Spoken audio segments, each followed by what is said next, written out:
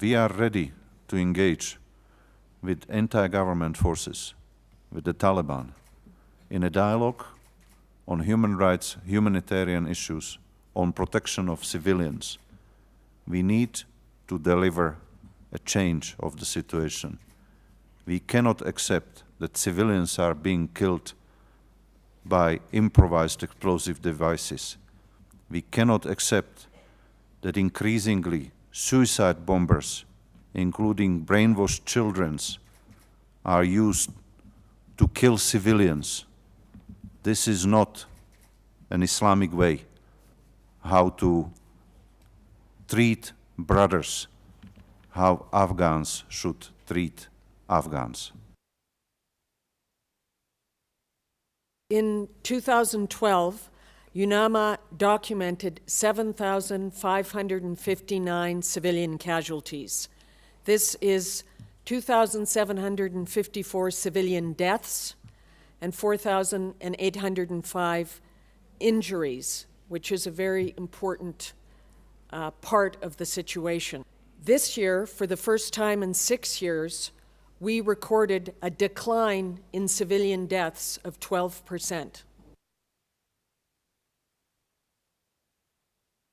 This reduction in civilian casualties, in our view, comes from 4 things. First, ground engagements between the parties caused fewer casualties. There was a decline in suicide attacks by anti-government elements.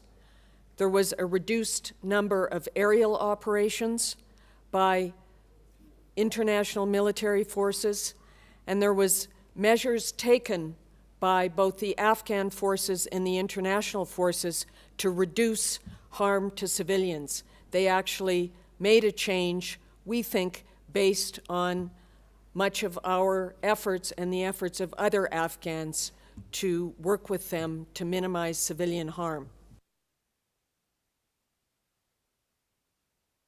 Within this overall reduction, though, conflict-related violence increased as it affects women and girls.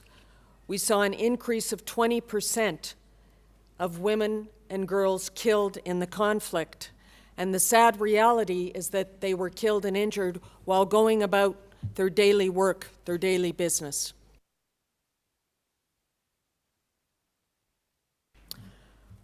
One trend we noticed this year, which is disturbing, is that while the decrease in civilian casualties is very much welcome, civilians and civilian communities continue to be threatened, their lives, livelihoods, and well-being.